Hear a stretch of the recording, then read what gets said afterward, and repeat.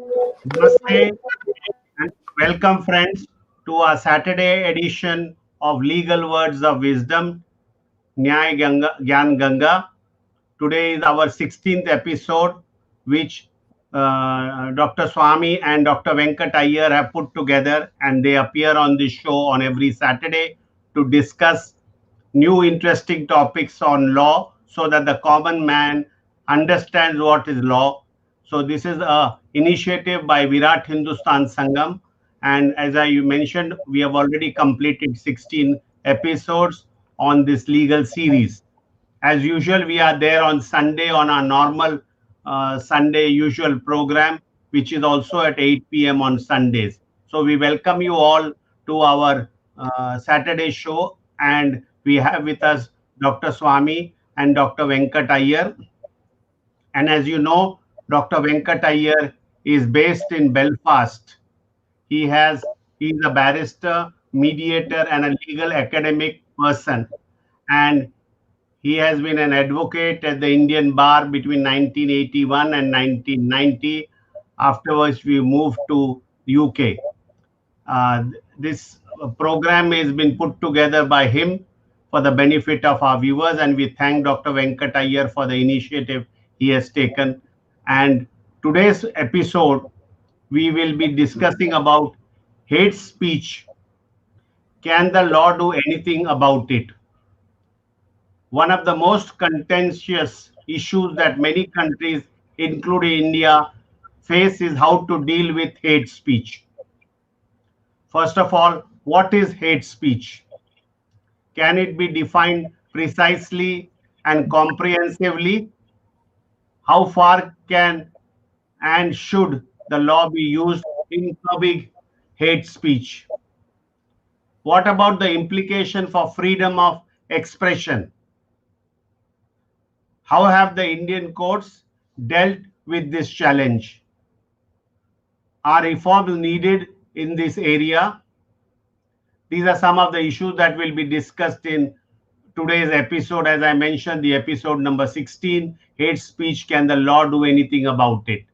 So with this, I thank my co-host Ramesh Swamy and our technical team led by Ashish Shetty, Vishal Mehta from Mumbai, Ishwar Iyer from Navi Mumbai, Tejas from Pune, Swaminathan from Chennai, and Rakesh Gadgi from Karnataka for their support to put this program together every Saturday and Sunday. With this opening remarks, it is over to Dr. Swamy, who is the founder president of Virat Hindustan Sangam. And you can go to our website and get details. That is www.vhsindia.org. So it is over to Dr. Swamy for his introductory remarks, and then it will be Dr. Venkat Iyer discussing the hate speech. Can the law do anything about it? Over to Dr. Swamy.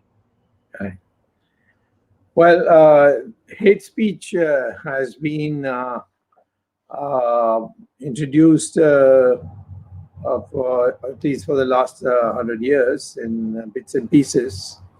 It's the major introduction took place in 1927 when the Muslim population led a big demonstration and a riot because of some remarks made against the Quran.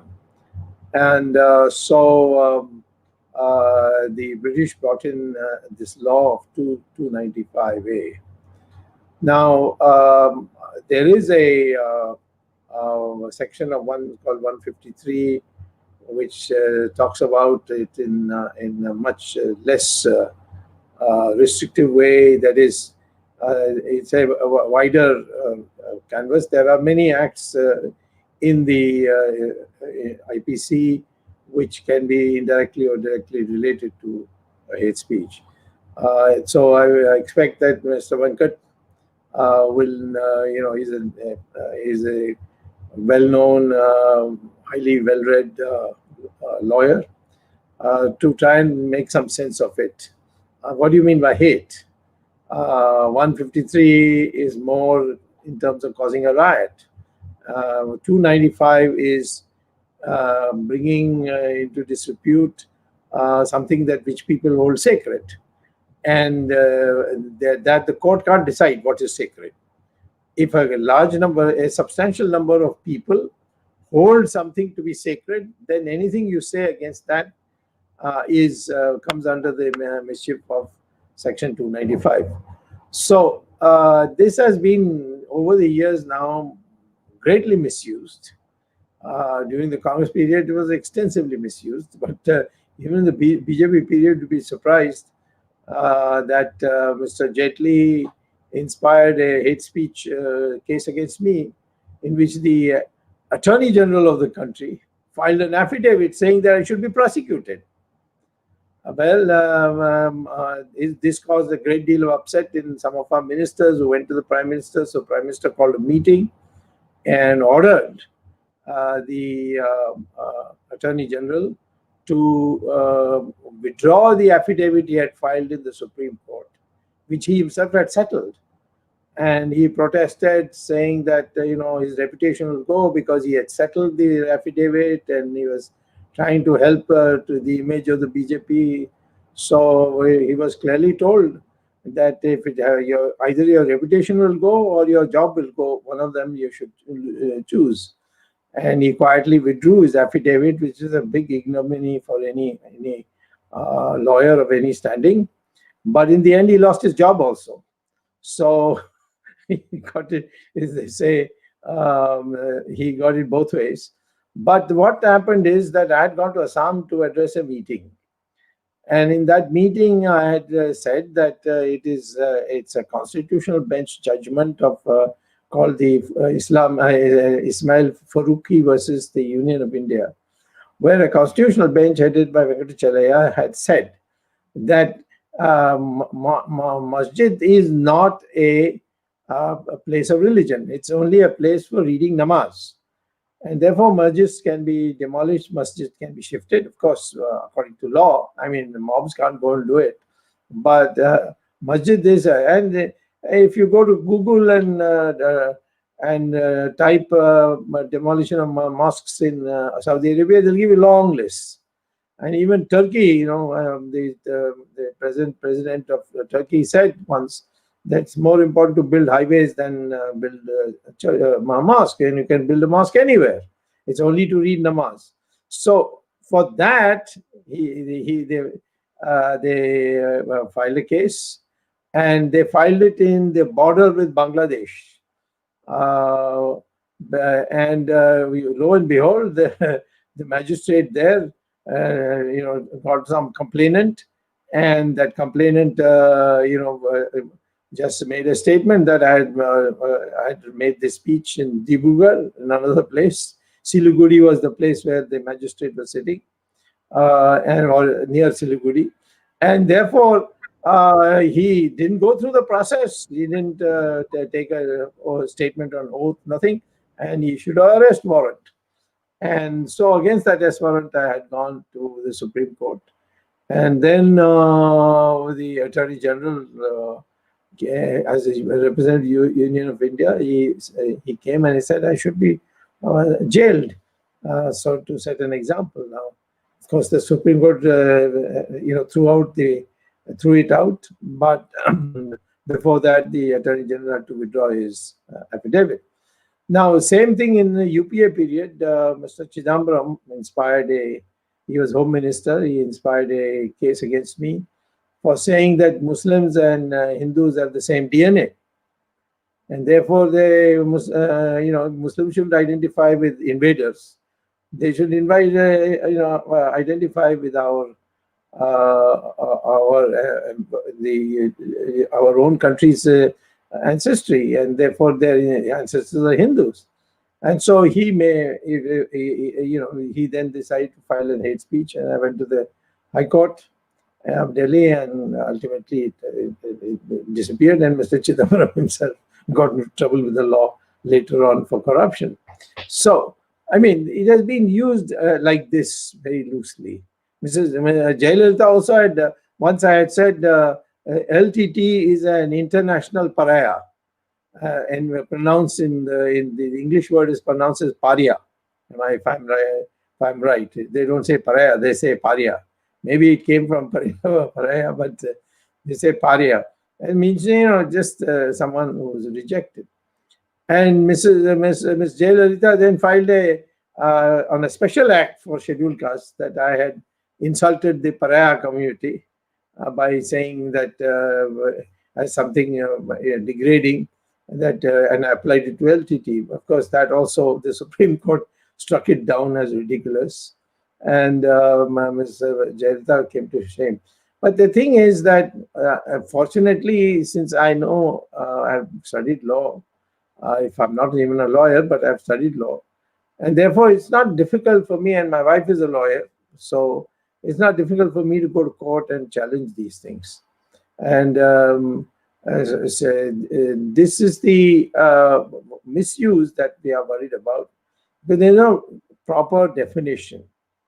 The United States Supreme Court said that something is a hate speech if it agitates the people in a way in which it leads to major violence or violent situation. And they gave the example that if in the cinema, when it's dark and everybody's watching the film, somebody says fire, fire, then everybody will get up and start running and all that. They'll be trampled and people will die. Some people will die of heart attack, all this. So therefore, that person who said fire, fire, and when there was no fire, was in fact guilty of what they broadly described as hate speech. The same thing happened when we brought the IT Act. The Congress brought an amendment to say that hate speech will be penalized under 66A, Section 66A of the IT Act, Information Technology Act. And this went to court, Shreya's Singhal versus the Union of India. And it was our government, and our government defended that clause, even though we didn't bring it. It was brought by the Congress, but we vigorously defended it. But the judgment was written by Wellington Nariman, and he gave a superb judgment, in which I think anyone who wants to read about hate speech should read that 2015 or 2016 Supreme Court case. The Chalmeshwar was the senior judge, but the judgment was written by Wellington Nariman. And so there he describes the proximity necessary between what you say and the public order that is disturbed. That's why in the fundamental right, and this is my last comment before I hand it over to Venkat, in Article 25, it says that you have freedom of worship and professing that religion, but subject to morality, public order, and public health. So these three are the reasonable restrictions that are there, and they need to be applied. But you just go to a police station and file an FIR and get somebody's warrant issued because it's a cognizable offense.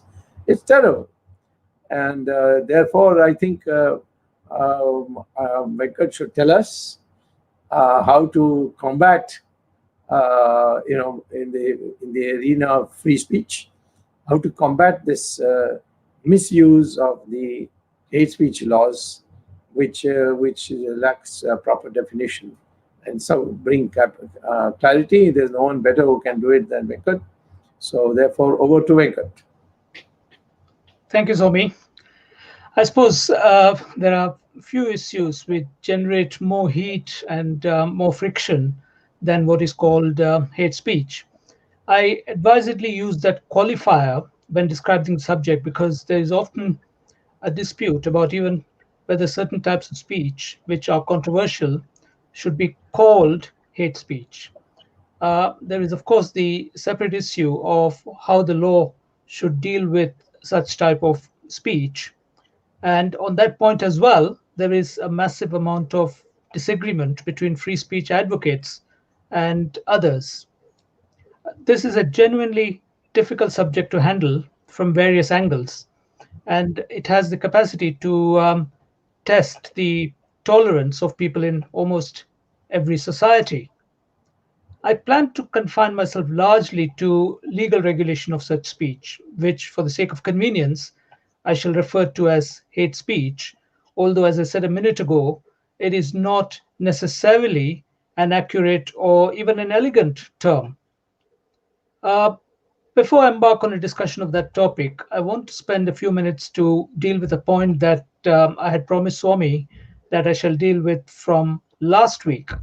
And it has to do, if I understood him correctly, with the question of whether a public figure, simply by virtue of being in the public limelight, forfeits all his rights to privacy, or whether he can still claim a certain amount of privacy like any ordinary person. There are two short answers to that question in the legal sense. The first is that it depends on where the public figure is when trying to claim such a right, because there are variations in the way the law treats this question between countries. And the second is that, broadly speaking, even the most liberal society would still recognize some privacy for a public figure, but usually not for any acts carried out as part of or touching his public persona. The topic, of course, is quite a complex one, and given that the time at our disposal is limited, I would say that the most widely accepted principle is that as long as those invading the privacy of a public figure are able to show that the invasion is justified on certain legitimate grounds, then they will not be held liable. In India, this question featured to some extent in the case of R. Rajgopal and the state of Tamil Nadu, which was better known as the Otto Shankar case, decided by the Supreme Court in 1994. Yes. Here, the court made certain observations, notably to the effect that freedom of the press extends to engaging in uninhibited debate about the involvement of public figures in public issues and events. I don't think those observations are capable of actually answering Swami's question. My own answer would be, as I said earlier, that a public figure would indeed enjoy privacy, but only in matters which um, does not concern the public interest, and about which there is no public interest for others to know. And everything will depend on the facts of each case, which is how it should be. I'll be happy to engage in a further discussion about this at the end of this talk if there is any need for greater clarification. Returning to the main theme of today, namely hate speech, the first point I would like to make is that in um, other areas as well, the law requires a balancing act to be performed, and so it is with hate speech. On the one hand, there is the very important value of free speech, and on the other, there is the need to respect human dignity, equality, the right to racial, religious, or other freedoms, and also, crucially, public order. So, any restriction on free speech on the grounds that it is hate speech will have to be, first of all, a reasonable restriction. The Indian Constitution does not specifically mention hate speech anywhere, but it allows for reasonable restrictions to be imposed on the grounds of public order, which would be the most relevant ground when it comes to so called hate speech. Remember that freedom is the rule and restrictions the exception. So, very careful consideration must be given before any speech is banned as constituting hate speech. Remember as well that in a free society and in a participatory democracy, the need for wide ranging and robust debate on matters of public interest, including matters which some people may consider sensitive, is paramount. But one cannot be hopelessly idealistic because it is a fact that in fragile, deeply divided societies, words can have inflammatory effects.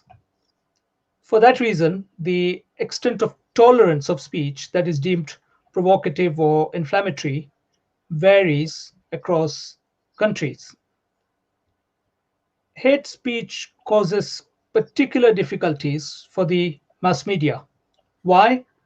Because, on the one hand, there is an expectation that the media have a duty to inform the public as fully and as truthfully as possible of whatever may be said or whatever happens in society, including controversial things.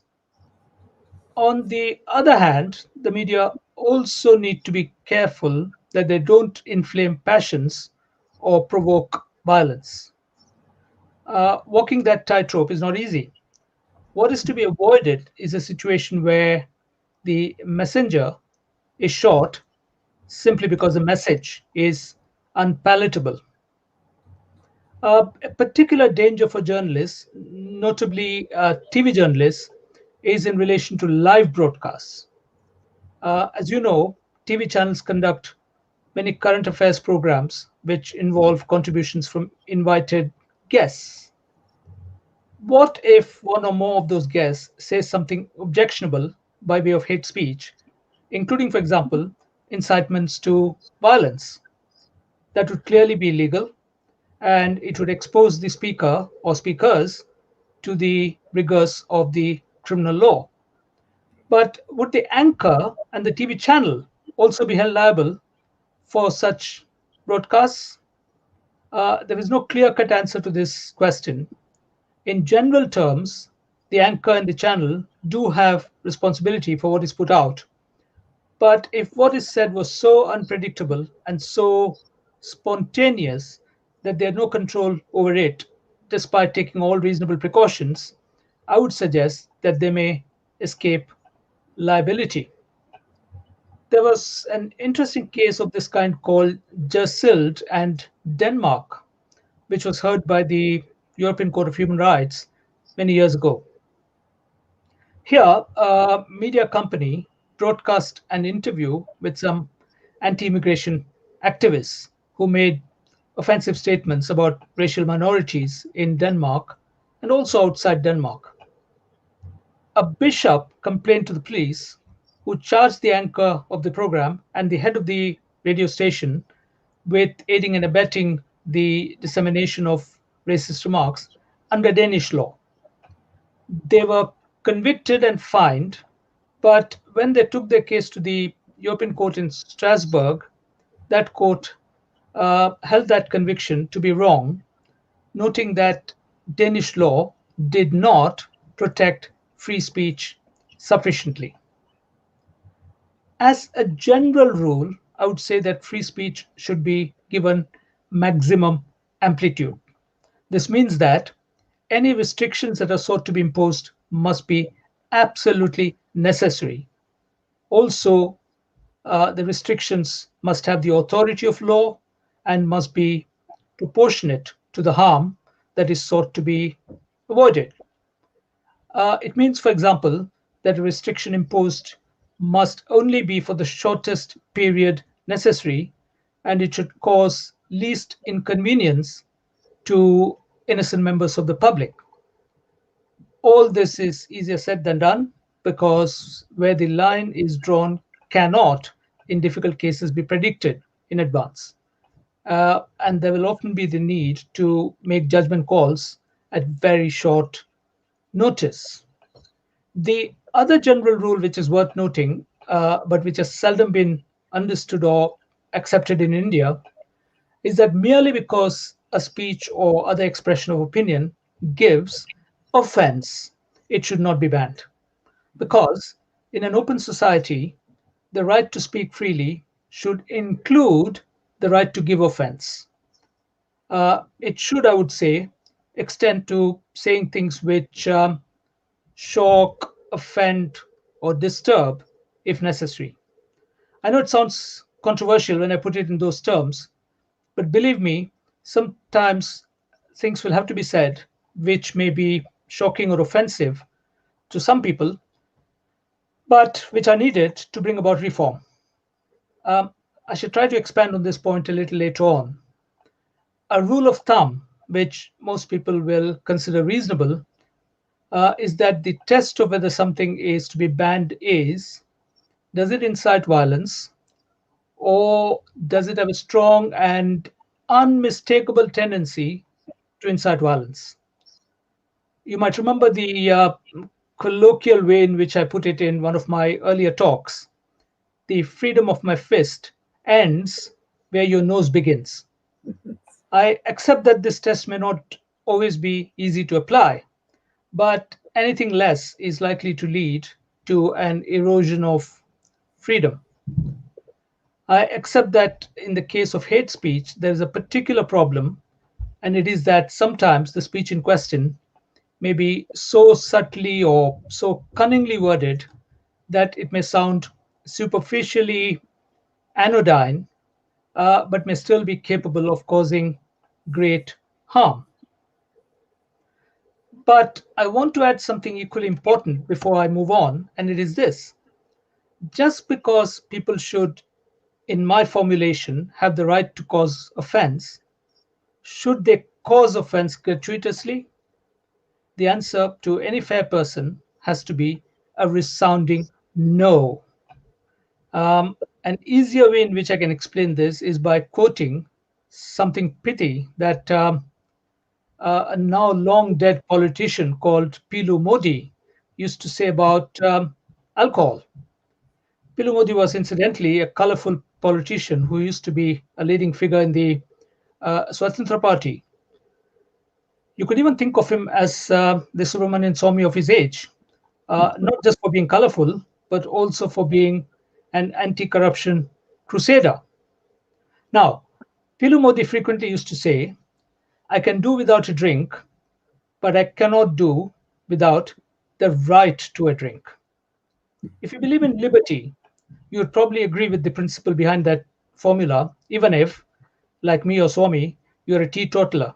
As long as the consumption of alcohol, especially in small quantities, is not proven to be so harmful that its sale and circulation has to be legally prohibited.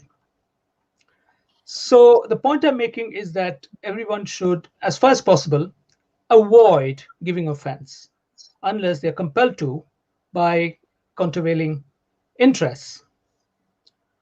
One other aspect of hate speech which needs to be borne in mind is that it can lead to self censorship, especially in societies where there is an intolerance of diversity of opinion. Sadly, recent years have seen increasing curbs on free speech in certain parts of the world on the excuse of crushing hate speech. I would argue that the answer to hate speech is more speech, not less. So, if someone were to say something that another person doesn't like, the answer is not to gag the speaker, but to counter his speech with arguments, including very robust arguments, which will expose the weakness of the original speaker. Only those who have no effective counter arguments will be afraid of answering back. Of course, the discourse should ideally be carried out in civil terms and in a spirit which says, may the person with the best arguments win. Now, how does Indian law deal with so called hate speech? There are quite a few provisions in the Indian Penal Code which touch on that topic, although there is no explicit mention of the phrase hate speech, which is not surprising. First of all, there is section 153A, which makes it an offense to promote or attempting to promote, and it says whether by words, signs, or other visible representations, disharmony or feelings of enmity, hatred, or ill will between different religious, racial, language, or regional groups, and also in the Indian context of castes or communities. Now, there needs to be malicious intention, which can be inferred from the offending words themselves, or from the context. In ascertaining the intention, the article in question must be read as a whole. Secondly, there is section 153B, which is wider and more elaborate. It makes it an offense to publish assertions or imputations which imply that certain people cannot bear allegiance to the Constitution or uphold the sovereignty or the integrity of India because of their religious, racial, linguistic, regional, caste, or community background. This section also makes it an offense to suggest that any such people should be denied or deprived of their rights as citizens of India. Furthermore, it makes it an offense to cause disharmony or feelings of enmity, hatred, or ill will between members of such groups and others. And then there is section 295A, to which Swamy made reference, which makes it an offense to commit deliberate or malicious acts intended to outrage the religious feelings of any class of people by insulting its religion or religious beliefs. This section has been used controversially in relation to writings and speeches from time to time. For example, a few years ago, the Statesman newspaper republished an article which had originally appeared in a British newspaper, in which the author had asked the rhetorical question, "Why should I respect oppressive religions?" That was the title of the article.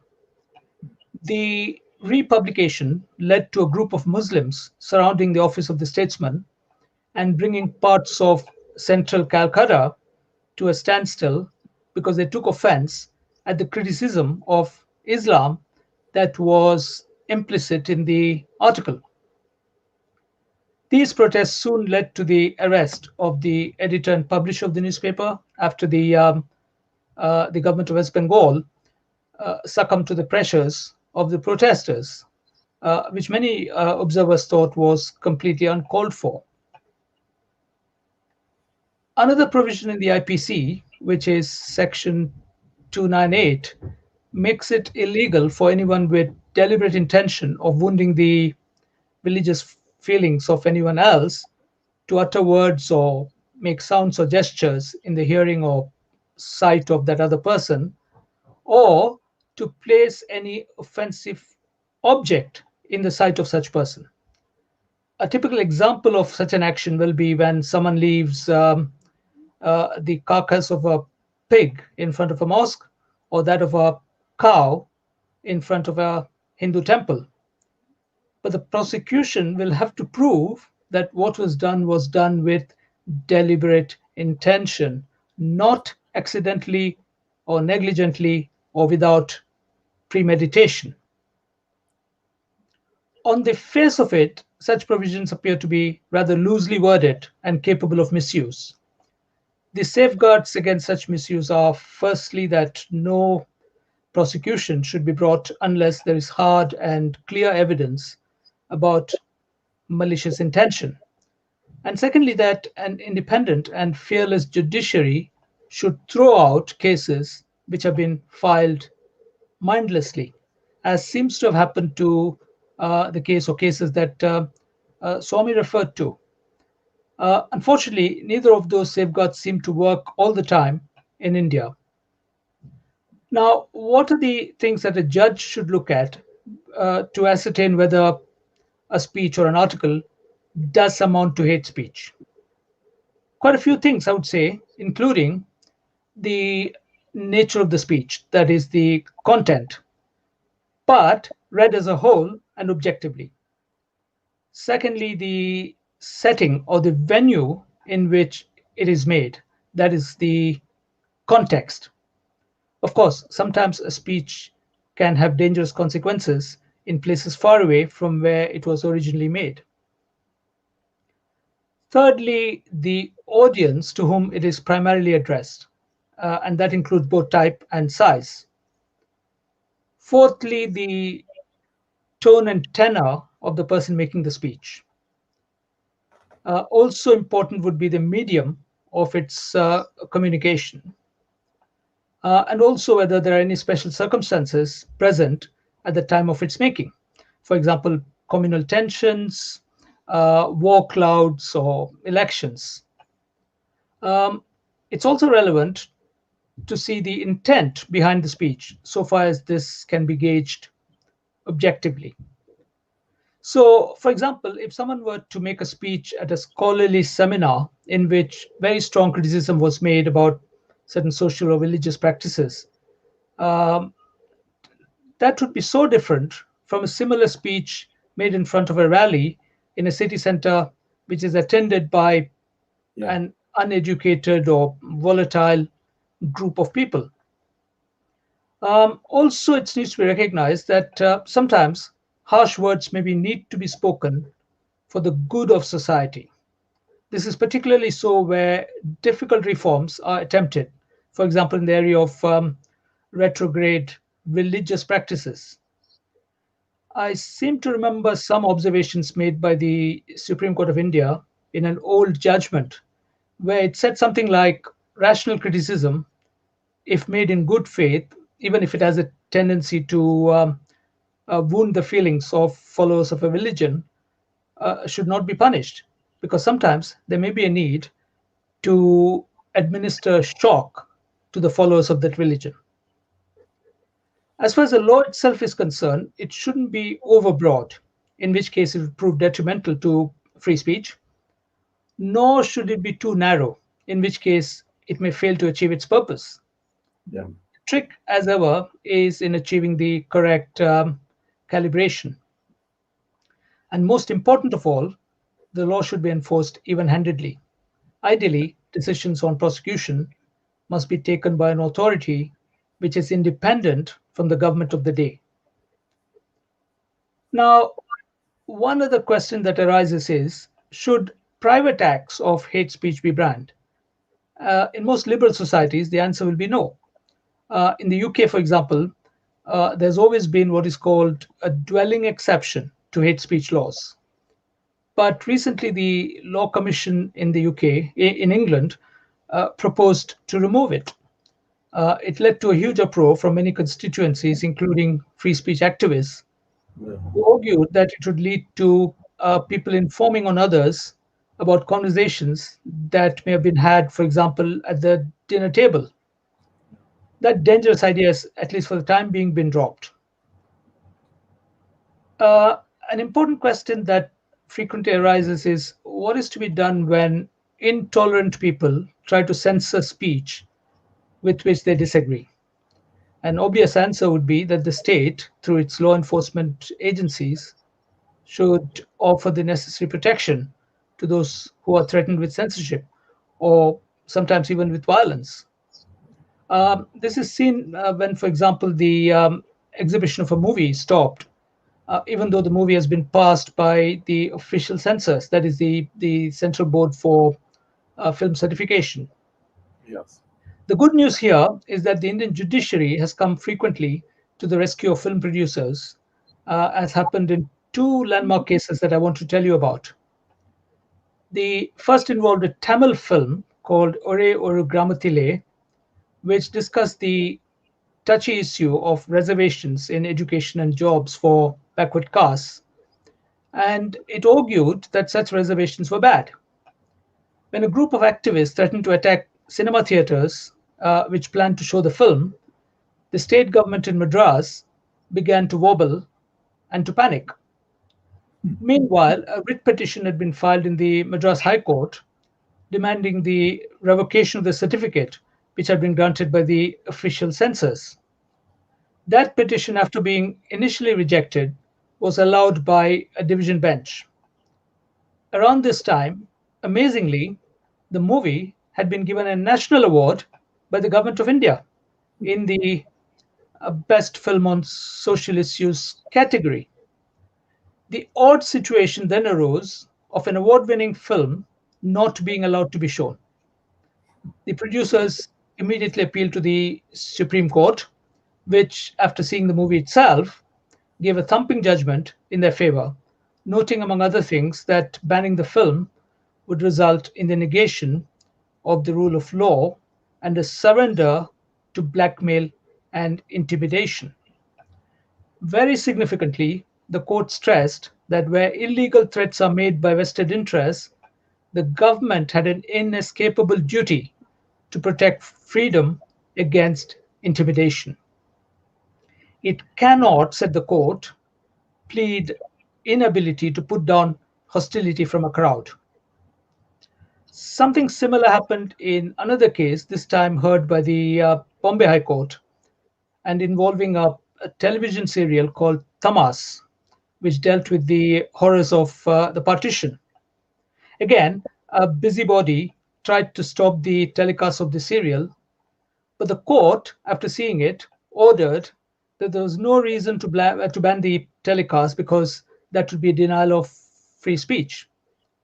In both these cases, the respective courts made powerful statements affirming the importance of resisting unjustified and unofficial censorship.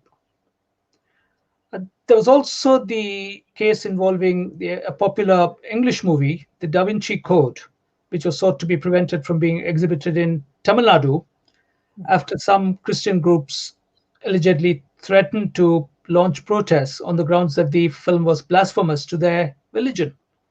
But here again, the Madras High Court intervened and, in an order which was passed, I think, in 2006, lifted the suspension. But in practice, freedom of expression has not always prevailed. There have been many instances of books or plays being banned, often on flimsy grounds or for controversial political reasons. A prominent example is, of course, the Satanic Verses by Salman Rushdie, but others have included Aubrey Menon's satirical take on the Ramayana, I think also Jaswant Singh's book on Jinnah, and one or two other books, notably by Taslima Nasreen. Worse still, actual violence has accompanied, preceded, or followed the bans of certain books. An egregious example was a work on Shivaji by an American academic called James Lane. Not only was the book withdrawn by its publisher, Oxford University Press, after some people had made representations against it, but shortly thereafter, a mob went and vandalized the Bhandarkar Oriental Institute in Pune, where Professor Lane had carried out much of the research for the book. A new dimension to the hate speech debate has been added by advances in technology, with the result that there is much concern nowadays about hateful material being circulated on social media and more generally via the internet. This does pose problems in terms of anonymity, jurisdiction, choice of law, etc., when it comes to taking legal action. But I would argue that the fundamental substantive principles still remain the same as for traditional media. In its enthusiasm to tackle online hate speech, the Indian Parliament passed a law in, I think it was 2000, called the Information Technology Act, which included an overbroad provision, Section 66A, to which also Swamy made reference, which made it an offense to, among other things, send any email or other electronic message that may cause annoyance or inconvenience to another person. Yeah. How such a provision could have been contemplated in any democracy that believes in freedom and the rule of law beggars belief. So when it was challenged in the Supreme Court in a case called Shreya Singhal and Union of India, also to which Swamy referred in 2015, the court had no difficulty in striking it down immediately. Yeah. Not surprisingly, Section 66A was misused extensively when it was in force. And I'm told also, after it has been struck down, there have been a few cases where it's sought to be misused. There were many high-profile cases, including 3, which provoked particular outrage. The first related to a businessman from Pondicherry, who had posted a tweet critical of Karthi Chidambaram, saying that he had received reports that Karthi Chidambaram has amassed more wealth than Robert Vadra. The local police arrested the businessman and charged him with an offense under Section 66A. In the second case, a cartoonist, a fellow called Asim Trivedi, who had displayed images showing, among other things, the Indian Parliament as a giant commode, was also arrested and charged under Section 66, as well as with sedition under the Penal Code. In the third case, two young ladies from Maharashtra were arrested under Section 66A after one of them had posted an opinion on Facebook which criticized the imposition of a band, that is, a shutdown of shops and other establishments, following the death of the Shiv Sena leader Bal Thackeray. Yeah. Mercifully, in all these cases, the courts intervened and stopped coercive action. One extremely important lesson that such cases underline is what I've been hammering away in these talks. It has to do with the need for an independent, fearless, and efficient judiciary, something that sadly cannot be taken for granted in the India of today. I'll end this episode by referring to one more provision of Indian law which has been misused in the context of hate speech. It is Section 505 of the IPC, which makes it an offense to circulate statements or reports containing a rumor or alarming news intended to promote feelings of enmity, hatred, or ill will between different religious, racial, linguistic, or groups or castes or communities.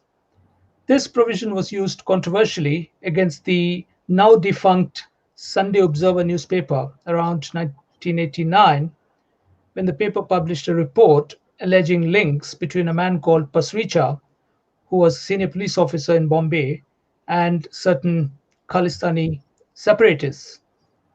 It caused outrage because the proper course of action for Pasricha, if the story was untrue, was to file a defamation case and not use Section 505 as his weapon. Here again, the courts came to the rescue of the media and the prosecution mercifully fell apart. There are many other things that can be said on the subject of hate speech, but I think I've reached the end of my time for this week, so I'll stop here and see what our friends have by way of questions and comments. Thank you. Well, just before I hand it over to my colleagues, it's quite clear it's a bit of a jungle because I have known a large number of hate speeches being filed here and there without there being any reaction to it. It just that one person says it had upset him. I think, therefore, this really, that judgment in the 66A of the Information Technology Act by Chelmeshwar and Rohington Nariman, that should be now be the language that is used in the Indian Penal Code.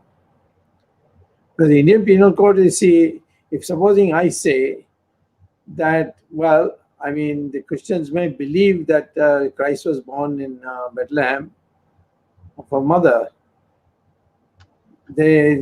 Somebody can say this is not science. Mm-hmm. Now that doesn't mean that he should have said it, but that also doesn't mean that you have to be penalized under the law for saying it.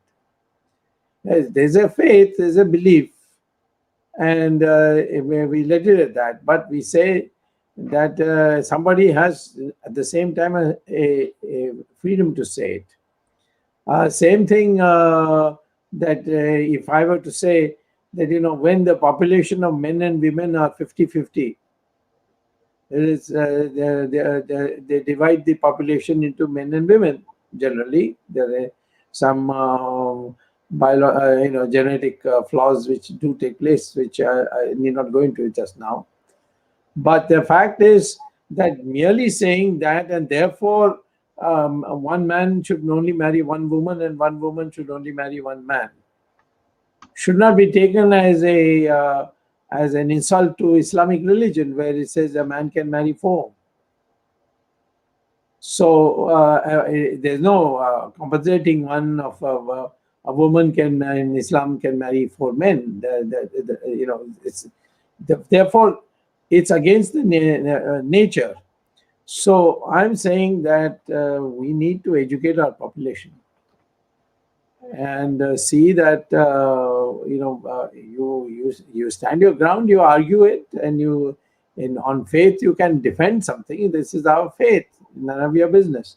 But to make it into a police case and have you arrested and put in jail and then have to fight a case and come out of it, I think it's too heavy a price to pay for social order. Yep. So Ramesh and Jagdish. I have a question for both Dr. Swamy and Dr. Venkat Iyer, although you have touched on the subject. Most of you all are saying that unnecessarily a normal speech is converted into hate speech and the state resorts to prosecution. But there are cases which we are witnessing in the CAA and other agitations where this Tukre Tukre gang is talking about Kashmir being separated from India and many other things, or these Naxalite or urban Naxalites talking in tones which is harmful to the integrity and the country.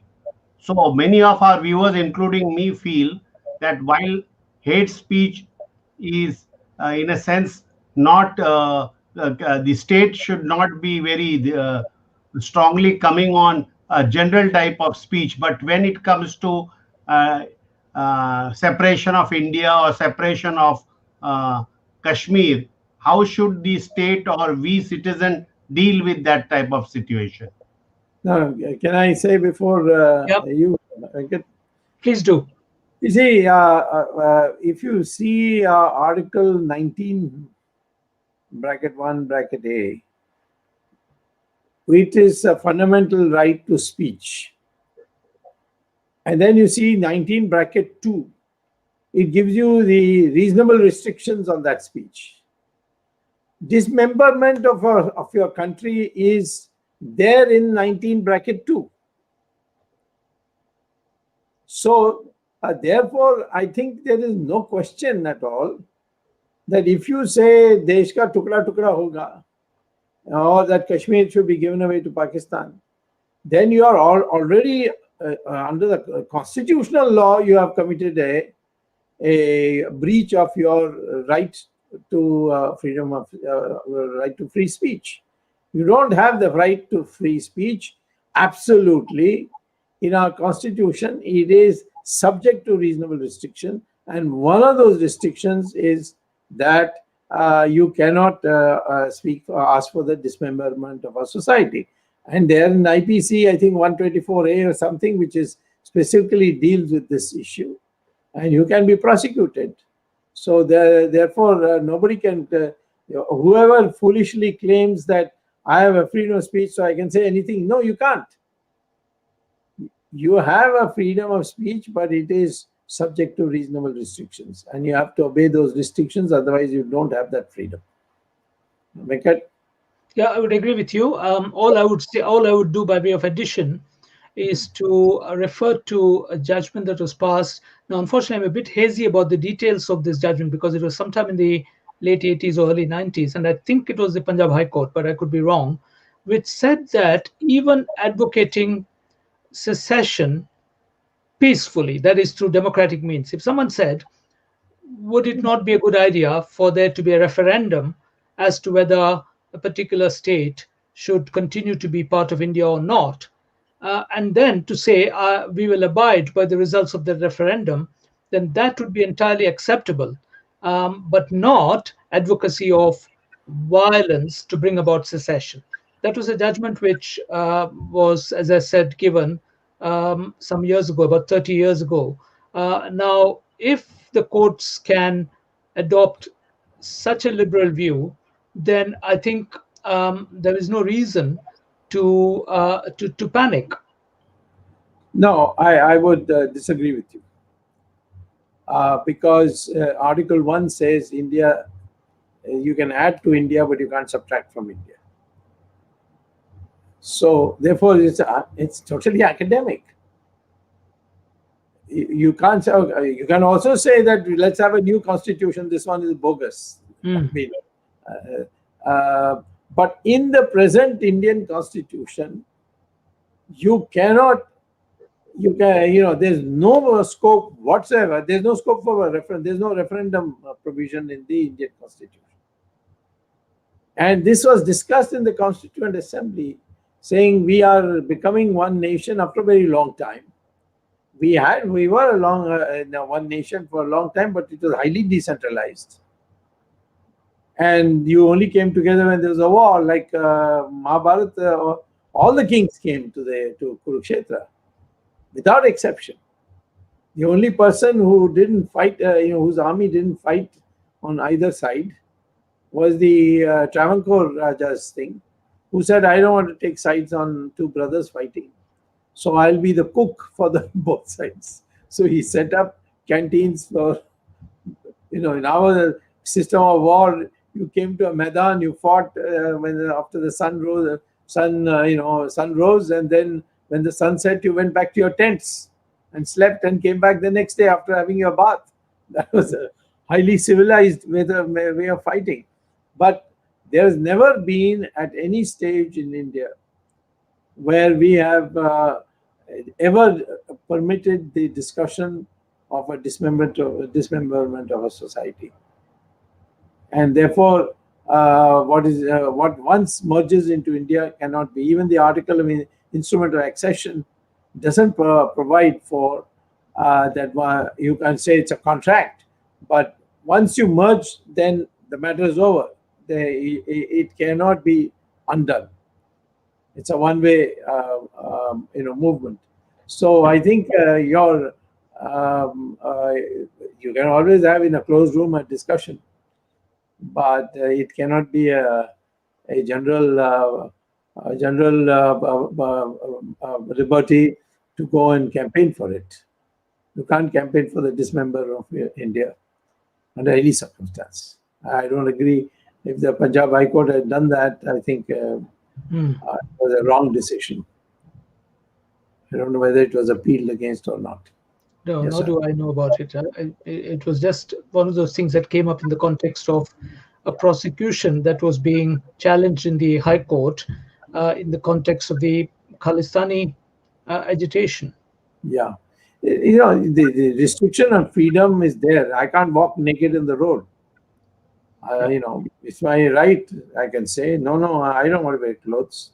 But sorry, there is a provision in where you have to adopt certain social norms. So therefore, that's what we call by morality. You see, in Article 25, there is a public order. Now, if a woman walks naked in the road, there will be a public disorder. There's no doubt about that.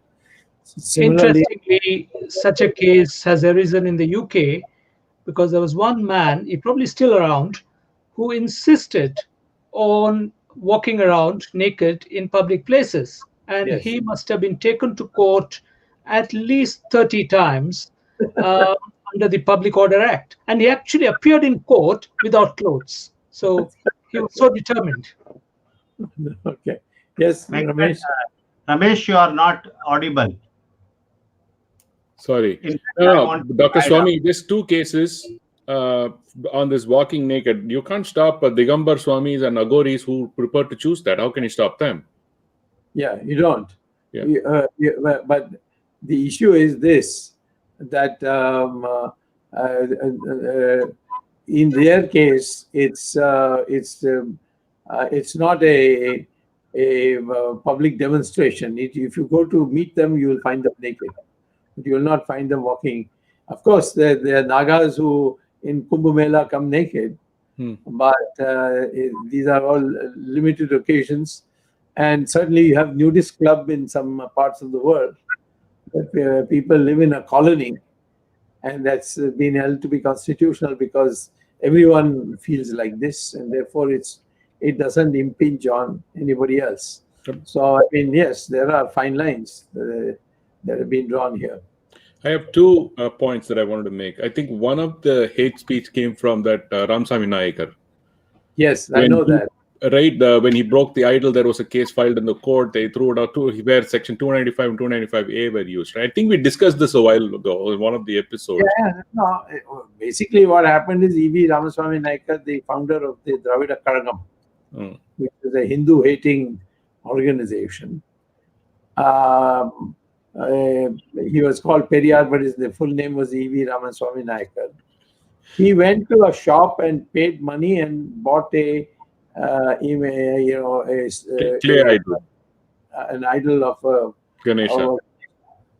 And then he held a public meeting, and he took this and threw it down the ground, and it was made of clay, so it broke into pieces.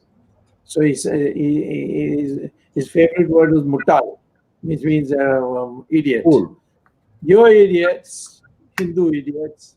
Where is your Ganesha? I have thrown his thing on the ground and broken into pieces. Why doesn't he appear and punish me? So somebody filed a case. Interestingly, a Chettiar filed a case. Huh? A Chettiar community person filed a case. That was right in the Supreme Court. First, he's the one who initially filed also, Dr. Swamy, in Madras High Court. Initially, okay. Yeah. I don't recall that. But anyway, it was filed in the lower court. Right. High Court lost. Then they came to the Supreme Court. This Chettiar came to the Supreme Court. And the Supreme Court said, whichever community or religious group holds something to be sacred, correct, whether it is in a shop and it was purchased, that breaking that idol is violation of Article Section 5. But they said now it's by the time it reached Supreme Court, I think some 20 years had passed by. Statute of limitations. No, they didn't say statute. No, I mean equivalent of that. That's what I mean. I'm just equating. So in a criminal law, very rarely you have statute of limitation. I mean, you can take it up at any stage. What the court simply said, Mr. Periyar E.V. Ramaswamy has also become very aged, but let it be a lesson for all future. If you take the idol of any Hindu god and try to break it in public, you are going to be prosecuted under the Section 295. So that's how it concluded. He was not sent to jail, but he was thoroughly condemned by the Supreme Court. Okay, and so segue from that is this even a recent case of a new TV series in Amazon called Tandav, where the Hindu religious sentiments are a bit all said and done. I mean, the Hindu religion is the easy target for all filmmakers. I mean, there's not been a very I don't even recall maybe one instance where I'm not advocating that we got to start making movies on other religions, but it's an easy target. But the Hindu customs or Hindus are being targeted more in India of late. So that even Tandav in that case, where even though they blatantly lie, but they claim it was freedom of speech. But I think they've apparently apologized for what they've done. So where do you draw that line, Venkat, for that kind of situation? Yeah, I must confess I'm not familiar with this case, although I've recently seen a few news items. But really, I would still stick to my original formulation, which is if something has the tendency to be objectively seen as an incitement to violence, which is not the same as saying something offensive.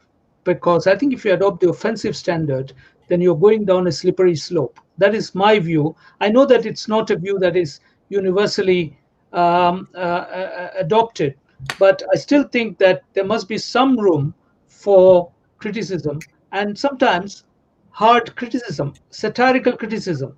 So I don't know specifically about this case, but generally speaking, I would draw the line if violence is likely to ensue after the situation is viewed objectively. That's the Shreya single case. That's what they say. You have to show proximate connection with the potential violent, upheaval or disorder. Then only you can prosecute. So, Actually, Dr. Swamy, Ramesh, when Jayalalitha abolished the kind of did not allow Kamal Hassan's movie called Viswarubam to be released, which portrayed Muslims as terrorists or something like that. So, is that a good case for the single case formula? Yeah, I mean, if it was shown and it can be proved, and I doubt it, but it could be proved. But if we could prove that this was going to lead to a major riot, then of course that film would have to have not ban it, but have that portion cut out. But Jayalalitha, never went into that question just because her alliance partner, some MMK or I don't know what it was. It's a Muslim party, I know. There are only 5 or 6 people in that party, and turn by turn, one of them is given a ticket by ADMK, and sometimes they win, sometimes they lose on the ADMK strength. But yeah, there's an overreaction. You can say that don't go and boycott the film. Why you want, after all, it's something where there's no compulsion that you have to abide by what the film is preaching. There's no Venkat, you were saying compulsion to something. watch the film, let alone to abide by what it says. But Ramesh, actually, just going back to the point that Swamy was making, you will find it easy to understand if I told you that there is this principle of clear and present danger, which is an American standard. Correct. Which I think will explain everything very, very sort of properly. And of course, in the American context, they use the phrase fighting words. Those are the ones which are prohibited. But there has to be clear and present danger, not a mere apprehension. Yeah. For instance, if somebody was saying that in a cinema, dark, when the film is being screened, somebody gets up and shouts, "Fire, fire!" It's obviously there's a very proximate connection with the riot. I mean, the stampede that will take place. Stampede. Mm-hmm. So, but even though it's a separate subject, but it's just that there is overwhelming bias against the Hindu community within India in terms of at least the film industry. I mean, and even a little bit of expression, and even though a lot of hate is being spread on platforms that the government claims has no control over, which is very surprising, because they claim that the OTT platforms that are operated doesn't fall under the ambit of the film censors. I mean, I think you mentioned to that, because a regular TV channel has to follow the laws and things like that, but these OTT channels are beyond the reach of the governments, because we don't know where it is originating from. So that's their claim right now, which is again being abused. But CBFI, I mean, the Central Board of Film Censors is basically, isn't that stymieing speech, free speech, or to some extent, in the sense, any speech? Why should there be a government entity? Why can't there be a self-governed censorship? Why should there be a government entity telling that this is good or this is not good? Well, actually, that question was gone into thoroughly very early on after independence, and it was in a case called Khwaja Ahmad Abbas and Union of India. It's a landmark case in free speech under Article 19(1). What it was about the constitutionality of film censorship. And the Supreme Court went into that issue at great length and came to the view, as have courts in many other countries, that films have to be treated separately from other media like books or newspapers or plays. Although, of course, in some states at least, there are bodies that look at the screenplays for place for theater, but film has always been kept completely separate, and therefore censorship of movies, or what is called prior restraint, is possible for movies but not for other media. There's, in And fact, so go ahead, sorry, Jagdish. Go ahead. Go ahead. no, Go ahead.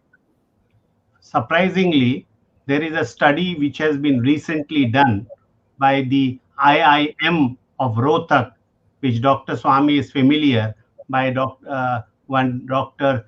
Dheeraj Sharma and the team. They have analyzed He's director of that director, IIM.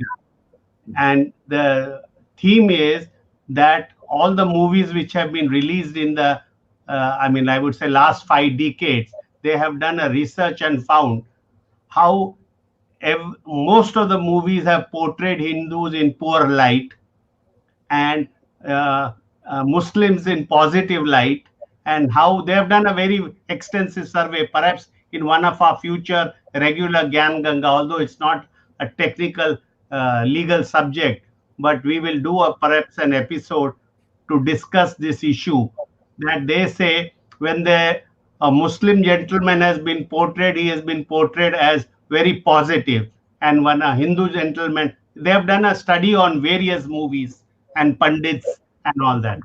But why not awaken the Hindus that they won't go to such films? Yeah, that's true. Or Yeah, absolutely. alternatively, why not encourage people to produce films that show Hindus in a more positive light?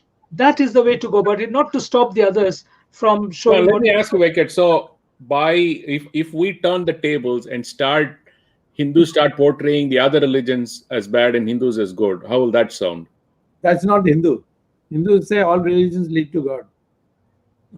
Well, you're getting into a philosophical mode, but this is movie entertainment, right? No. Yeah. See, the question is, I am always of the view that what the country lacks is Hindu consciousness. We have divided ourselves into North, South, into Brahmins, Kshatriyas, Sudras, scheduled caste, all this.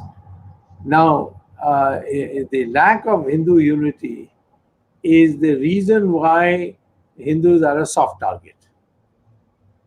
So I would say that my own feeling, having whatever experiences I have since I was a school going student, and till today, is that today it's much less than it was when I was in college in Delhi and in school in Delhi.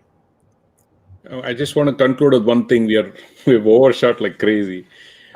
The hate speech, the bastion of free speech, in my view, at least in the world, was America. That's been put into the drainage in the last 3 months. Completely gone into the drain. I mean, seriously, what we call hate speech and what people are being. I mean, the former president being banned on Twitter.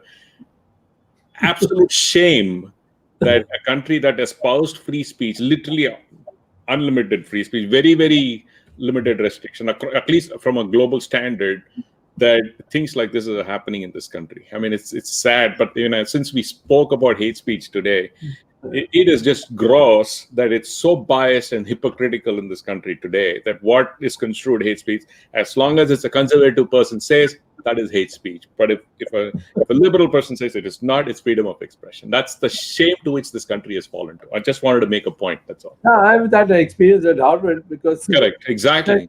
Well, Hindus, Muslims are descended from Hindus. On that ground, they wanted my courses to be cancelled. Yeah, I think there was one comment Jagdish just put up. Not a single student has ever found anything objectionable. In fact, he is highly popular, and that's why you invite him year after year. I was continuously 10 years. I was going for one semester every year because the university was demanding it. And then these liberals, with encouragement from people in India, particularly the Congress people, they came up with this ridiculous thing, and they did it behind my back. I mean, normal thing is that the liberals talk about fair play and all that, but when it came to them, they didn't even give me an opportunity to explain my stand. what it meant and what scientific basis I have founded it. So I agree with Ramesh. The United States has gone from McCarthyism in 1950s to the another avatar of McCarthyism from the left now, this time. So this comment, Dr. Swamy, producing movies require money, and the answer to this is very simple. Just what you said 30 seconds ago. If Hindus would unite together and just contribute 1 rupee each, we can make a movie. Yeah, you're building a huge Ram temple only on donations. Correct. Exactly. Not even 1 rupee. Absolutely. So anyway, Jagdish Chiklu, please get to it. This is a subject that keeps on going on. So, we have come to the end of another interesting episode on hate speech. And I thank Dr. Venkat Iyer and Dr. Subramanian Swamy for their inputs and educating our non-legal people on this aspect of hate speech.